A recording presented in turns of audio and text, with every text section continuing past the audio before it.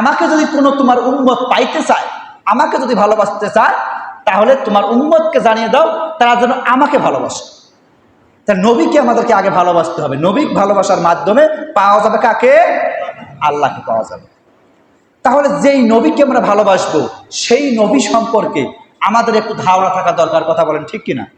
জানতে হবে তিনি কে, কোথা থেকে আসেন। আলোচনা ছিলাম গত জুমায়, আব্দুল্লাহর সঙ্গে আমিনার বিবাহ হয়ে গেল। আব্দুল্লাহ মক্কার জমিনের অলিতে গলিতে ঘোরাফেরা করেছিল। আগে যখন মক্কার জমিনের সুন্দরী মেয়েরা তাকে প্রেমের প্রস্তাব দিয়েছিল, বিবাহের প্রস্তাব দিয়েছিল, কিন্তু সেই আব্দুল্লাহ একই ব্যক্তি যেদিন বিবাহ করলেন, বিবাহের পর থেকে শুরু করে নিয়ে পরের দিন থেকে তিনি যখন আব্দুল্লাহ যখন ওই মক্কার জমিনের অলিতে গলিতে যখন ঘোরাফেরা করে, কোনো যুবতী মেয়ে তার দিকে আর তাকায় না, কোনো সুন্দরী মেয়ে তার দিকে আর তাকায় না, প্রেমের প্রস্তাব দেয় না, বিবাহের প্রস্তাব দেয় না। কারণ কি ছিল? কারণটা হলো আব্দুল্লাহর কপালের মধ্যে খতমে নবুয়ত ছিল। খতমে নবুয়তটা এত সুন্দর ছিল, এত জ্বলজ্বল করেছিল, মক্কার জমিনের লোকেরা, মক্কার জমিনের যুবতী মেয়েরা যারা ছিল শিক্ষিত, তারা মনে করেছিল এই আব্দুল্লাহর কপালে যে খতমে নবুয়ত আছে, এই খতমে নবুয়তটা যদি কোনো ব্যক্তি, কোনো মেয়ে যদি, কোনো সুন্দরী যুবতী যদি তাকে যদি বিবাহ করে, এই খতমে নবুয়তের মালিক অর্থাৎ শেষ জামানার পয়গাম্বরের মা হওয়ার সৌভাগ্য সে অর্জন করবে। জোরে বলেন সুবহানাল্লাহ। কিন্তু কোন মেয়ের কপাল এত সুন্দর, এত ভালো হলো যে আব্দুল্লাহকে বিবাহ করল? আব্দুল্লাহর কপালের মধ্যে আর খতমে নবুয়তের চিহ্ন নাই। কারণ আব্দুল্লাহ এবং আমিনা যখন দুইজনে যখন সহবাসে যখন লিপ্ত হয়েছিলেন, ওই খতমে নবুয়তের নূরটা আল্লাহ রাব্বুল আলামিন আব্দুল্লাহর কপাল থেকে সরাসরি মা আমিনার গর্ভের মধ্যে দিয়েছে। এটাই হলো আমাদের বিশ্ব নবীর মুজিজা। শুধু তাই নয়, মা আমিনা বলেন, মুহাম্মদ যখন আমার গর্ভের মধ্যে ছিল, সাধারণ মহিলারা গর্ভধারণ করার সময় ব্যথা অনুভব করে কষ্ট পায়। 10 মাস 10 দিন যখন হয়ে যায়, মা আর ডান পাশে শুইতে পারে না, ডাইন পাশে শুইলে বাম পাশে কাত হতে পারে না, আবার বাম পাশে শুইলে ডাইন দিকে কাত হতে পারে না, কিছু খাইতে পারে না, চলাফেরা করতে পারে না, কোনো ভারী জিনিস সে তুলতে পারে না, নিয়ে চলাফেরা করতে পারে না। কিন্তু আমার মুহাম্মদ যখন আমার গর্ভের মধ্যে যখন ছিল, আমি এগুলো একটাও অনুভব করিনি।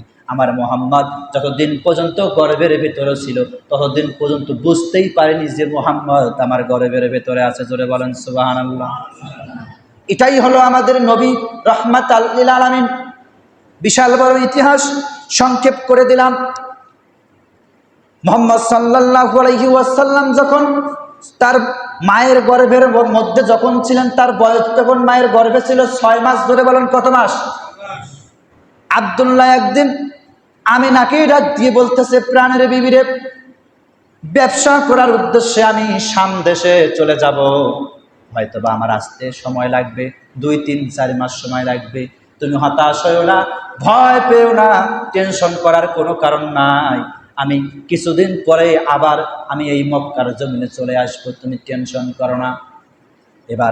এবার বিদায় হয়ে গেল। আমিনার কাছ থেকে আব্দুল্লাহ বিদায় নিয়ে ব্যবসা করার উদ্দেশ্যে শাম দেশে চলে গেলেন। ব্যবসার কার্যক্রম শেষ হয়ে গেল।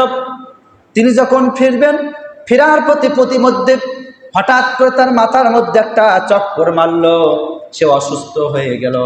অসুস্থ হওয়ার সঙ্গে সঙ্গে প্রচন্ড জ্বরের তীব্রতা এত ছিল, ওই জ্বরের কারণে আব্দুল্লাহ শাম দেশের রাস্তার মধ্যে ইন্তেকাল করলেন। সংবাদ আসলো মক্কার জমিনে, আব্দুল মুত্তালিবের কাছে সংবাদ আসলো, তোমার ছেলে আব্দুল্লাহ শাম দেশের রাস্তার মধ্যে ইন্তেকাল করেছেন। তাড়াহুড়া করে, আর ওইদিকে আমিনা তো অসুস্থ, যাইতে পারল না। এইদিকে আব্দুল্লাহ তার কুরাইশ বংশের কয়েকজন ছেলে সহ তিনি যখন রওনা দিয়েছেন, তিনি শাম দেশে পৌঁছার সঙ্গে সঙ্গে দেখেন যে শাম দেশে পৌঁছার সময়, ওই সময় লেগেছিল 1.5 থেকে 2 মাস সময় লেগেছিল। এতদিন কি লাশ কি উপরে রাখা যায় নাকি? লাশ উপরে রাখা যায় না, ওনারা দাফন করে দিয়েছেন। আব্দুল মুত্তালিব যখন শাম দেশের মধ্যে পৌঁছে গেলেন, মানুষেরা ডাক দিয়ে বলল, তোমার সন্তান মৃত্যুবরণ করেছে, এই জায়গার মধ্যে তাকে দাফন করা হয়েছে। এবার আব্দুল মুত্তালিব সন্তানের কবর দেখে আবার মক্কার জমিনে চলে আসলেন। তিনি শোকাহত। তিনি এসে মা আমিনাকে বললেন, আমিনারে, তোমার স্বামী আব্দুল্লাহ ইন্তেকাল করেছেন, শাম দেশের মধ্যে তার আমি মাজার দেখে এসেছি, তার কবর দেখে এসেছি। টেনশন করো না, টেনশন করো না বাচ্চা, তোমার গর্ভের মধ্যে যে সন্তান আছে, এই সন্তানটা ডেলিভারি হলে, তুমি সুস্থ হলে, তো ওই আব্দুল্লাহর কবর দেখানোর জন্য তোমাকে আমি শাম দেশের মধ্যে নিয়ে যাব। এবার বাচ্চা জন্মগ্রহণ করলো। বিশাল বড় ইতিহাস আপনারা জানেন। বাচ্চা জন্মগ্রহণ করলো, বিশ্ব নবী এই ধরাধামে আসলেন, পৃথিবীর জমিনে আসলেন। আকাশ বাসাল তোলপার হয়ে গেল, পাখির কণ্ঠে গান, মানুষের মুখে হাসি, ফেরেশতারা মিছিল দেওয়া শুরু করে দিয়েছেন আসমানের জমিনে। এই পৃথিবীর ধরাধামে এসেছেন আখিরি জামানার পয়গম্বর বিশ্বনবী মুহাম্মদুর রাসূলুল্লাহ। পৃথিবীর জমিনে যখন আসলেন, এবার রসুল আস্তে আস্তে বড় হওয়া শুরু করলেন। মা হালিমার ঘরে গেলেন, সেখান থেকে রসুলের বয়স যখন 6 বছর হয়ে গেল। বিশাল বড় ইতিহাস সংক্ষেপে বলতেছি। রসুলের বয়স যখন 6 বছর হয়ে গেল, এবার রসুল হালিমাকে ডাক দিয়ে বলে, আম্মাজি, আমি আমার মায়ের কাছে ফিরে যেতে চাই, আমি আমার মায়ের সঙ্গে কথা বলতে চাই। এবার মা হালিমা তার সন্তানকে নিয়ে তিনি মক্কার মধ্যে চলে আসলেন আমিনার কাছে। আমিনার কাছে যেই আসলেন বিশ্ব নবী, এবার মাকে ডাক দিয়ে বলতেছেন, মা গো, আমার বয়স তো 6 বছর হয়ে গেল, আমার বয়স যখন 4 বছর ছিল, আমি তোমাকে একটা প্রশ্ন করেছিলাম। প্রশ্নটা হলো, মা, আমার বাবা কোথায়? আমি আমার বাবাকে কি কোনোদিনও দেখতে পারবো না? ও মা, আমি এই যে তায়েফের জমিনে যখন মা হালিমার ঘরে যখন আমি থাকি, বাচ্চা কাচ্চারা খেলাধুলা করে, বিকাল যখন হয়ে যায়, ওই বাচ্চার পিতারা, বাবারা এসে বাচ্চাকে কপালের মধ্যে চুমু দিয়ে করে করে বাচ্চাকে বাসার মধ্যে নিয়ে যায়। ও মা, তুমি আমাকে বলো, যখন আমার 4 বছর বয়স হয়েছিল, তখন তুমি বলেছিল, বাবা, তুমি তো ছোট আছো, একটু বড় হয়ে যাও। আমি তো আজ একটু বড় হয়ে গেছি, আমি কি আমার বাবাকে দেখতে পাবো না? আমার মনের মধ্যে সাধ, আমার মনের মধ্যে ইচ্ছা, আমি আমার বাবার গলা জড়িয়ে ধরে তার কপালের মধ্যে একটা চুমু দিব। মা আমেনার চোখ দিয়ে পানি পড়ে। প্রশ্নের উত্তর কি তার কাছে আছে নাকি? প্রশ্নের উত্তর নাই। সন্তানকে সান্ত্বনা দিয়ে বলতেছে, বাজান রে, আর কিছুদিন ধৈর্য ধরো, তোমার বাবা আসবে, আর কিছুদিন ধৈর্য ধরো, তোমার বাবা আসবে। বিশ্ব নবী এবার মাকে ডাক দিয়ে বললেন, মা গো, আমার আর তর সহ্য হচ্ছে না। এই দেখো মক্কার জমিনের তায়েফের ময়দানের কতগুলো আজকে ছোট্ট ছোট্ট শিশু বাবার হাত ধরে বাজারে যায়, বাবার কোলের মধ্যে ওঠে, বাবার ঘাড়ের মধ্যে ওঠে। আমার কি কোনো শখ নাই? আমার কি কোনো আশা নাই? আমি কি আমার বাবার ঘাড়ের মধ্যে, কোলের মধ্যে কি আমি একটু উঠতে পারবো না? মা গো, আমার বাবা কোথায় আছে, কেমন আছে?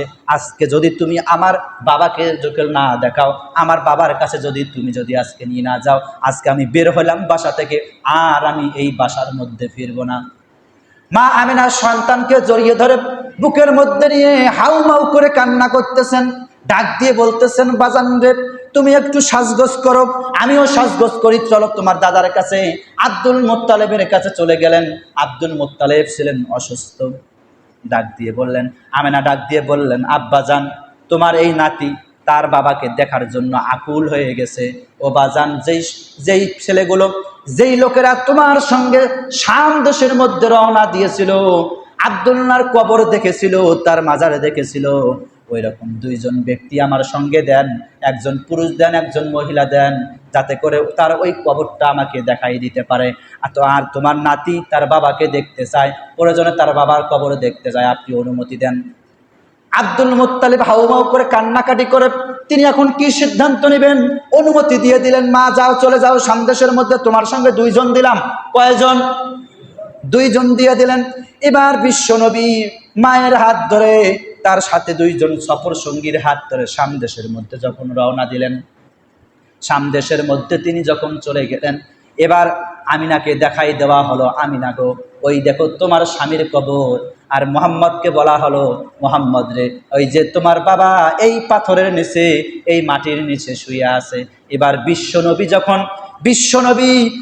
শুনেছেন তার বাবা এই মাটির নিচে ঘুমিয়ে আছে, দৌড়ে গিয়ে মাটিকে জড়াইয়ে ধরে, পাথরকে জড়াইয়ে ধরে বা ডাক দিয়ে বলতেছেন, বাবা তুমি কোথায় লুকিয়ে আছো, তুমি কোথায় শুয়ে আছো? বাজান তুমি একটু আমাকে একবার মুহাম্মদ বলে ডাক দাও, তুমি একটাবার সেখান থেকে ওঠো, উঠে বাবা আমাকে একটাবার বুকের মধ্যে জড়িয়ে নাও। ও বাবা আমি কি কোনো অপরাধ করেছি? বিশ্বনবী হাউমাউ করে এরকম করে যখন কবরের মাটি যখন বুকের মধ্যে নিয়ে, পাথরের মধ্যে নিয়ে যখন হাউমাউ করতেছেন, আমেনা এই দৃশ্য দেখে আর স্থির থাকতে পারেন নাই। তখন বিশ্বনবীর বয়স হচ্ছে 6 থেকে 6.5 বছর বয়স। এবার আমেনা একটু আগায় গিয়ে মুহাম্মদকে ডাক দিয়ে বললেন, মুহাম্মদ রে বাবা টেনশন করো না, তোমার বাবা আর এই যে মাটির মধ্যে শুয়ে আছে, মাটির ভেতরে শুয়ে আছে, তোমার বাবা সেখান থেকে আর কোনোদিনও উঠবে না। এবার বিশ্বনবী এবার মাকে ডাক দিয়ে বলে, মা আমি কি আমার বাবার সঙ্গে কোনো অপরাধ করেছিলাম? বাবা কি আমার সঙ্গে রাগ করেছে নাকি? বাবা কি আমার সঙ্গে নাকি আড়ি নিয়েছে নাকি? বাবা কি আমার কোনো কথায় দুঃখ পেয়েছে নাকি? একটাবার তুমি বলো বাবাকে একটু উঠুক, একটাবার তুমি বাবাকে ওঠার অনুমতি দাও, একটাবার বাবাকে বলো আমি তার মুখটা দেখতে চাই, আমার বাবা কেমন, তিনি দেখতে কেমন। এরকম করে যখন মুহাম্মদ সাল্লাল্লাহু আলাইহি ওয়াসাল্লাম যখন হাউমাউ করে কান্নাকাটি করতেছেন, আমিনা সন্তানের কান্না দেখে নিজেকে আর স্থির রাখতে পারলেন না। তিনি এবার মুহাম্মদ সাল্লাল্লাহু আলাইহি ওয়াসাল্লামকে বুকের মধ্যে জড়ায় নিয়ে তিনি মাটির মধ্যে তিনি পড়ে গেলেন, গা ছেড়ে দিলেন। দাসী আসলো, সফর সঙ্গে এসে মহিলা এসে ডাক দিয়ে বলতেছে, আমেনা আমেনা। আমেনা আর ওঠে না। আমেনা ওই জায়গার মধ্যে সন্তানের দুঃখ দেখে, সন্তানের কষ্ট দেখে আমেনা ওই জায়গার মধ্যে স্বামীর কবরের সঙ্গে তিনি ওই জায়গার মধ্যে মুহূর্তের মধ্যে তিনিও ইন্তেকাল করেছেন। সম্মানিত বন্ধুগণ আমার একটু কান খাড়া করেন, কি একটা অসহায়ত্ব অবস্থা। আমেনা যখন কোনো কথা বলে না, বিশ্বনবী মাকে ডাক দিয়ে বলতেছেন, মা মা মা যখন করে ডাকতেছেন, মা আর যখন জবাব দেয় না, বাবাকে ডাকতেছেন, বাবা আর জবাব দেয় না। যখন এরকম করে জবাব দেয় না, এবার বিশ্বনবী এবার তার দাসীর গলা জড়িয়ে বলতেছেন, আমার মা কেন জানি কথা বলে না, মায়ের কি হয়ে গেল? দাসী কিভাবে বোঝাবে সন্তানকে, কিভাবে বোঝাবেন? ওই জায়গার মধ্যে লোকদের উপস্থিতি দেখে আমিনাকে দাফন করে দাসীরা এবার মুহাম্মদ সাল্লাল্লাহু আলাইহি ওয়াসাল্লামকে নিয়ে মক্কা ফিরে আসেন।